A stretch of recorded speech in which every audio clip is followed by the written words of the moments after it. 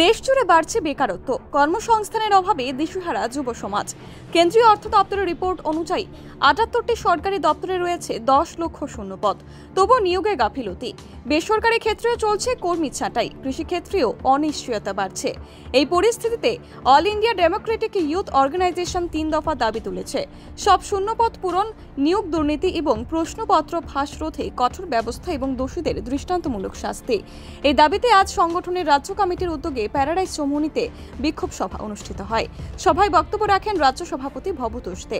পরে এক প্রতিনিধি দল প্রধানমন্ত্রীর উদ্দেশ্যে স্মারকলিপি জেলা শাসকের কাছে জমা দেয়।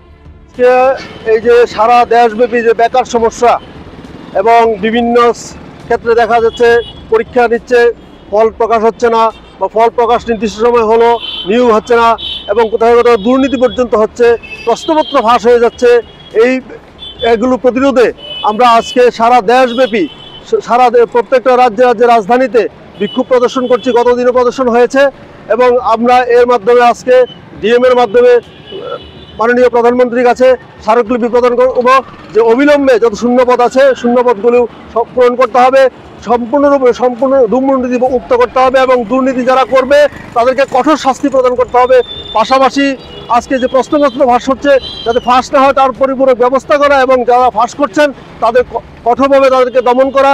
এবং আপনারা জানেন এই যে 2025-এ 24শে সেপ্টেম্বর কেন্দ্রীয় সরকারের যে শ্রম দপ্তর, এই শ্রম দপ্তর ঘোষণা করেছে যে সারা ভারতবর্ষে ৭৮টি দপ্তরে প্রায় 9,98,000 শূন্যপদ খালি আছে। এই শূন্যপদগুলো অবিলম্বে পূরণ করা এবং একটা যাতে বেকার যুবক যুবতীরা এবং কর্মক্ষম লোক যাতে কর্মসংস্থান পায় তার জন্য একটা নীতি চালু করা, এই দাবিতে আজকে আমরা এখানে বিক্ষোভ প্রদর্শন করছি। আমি এআইডিআই রাজ্য সভাপতি কমরেড ভবতোষ দে।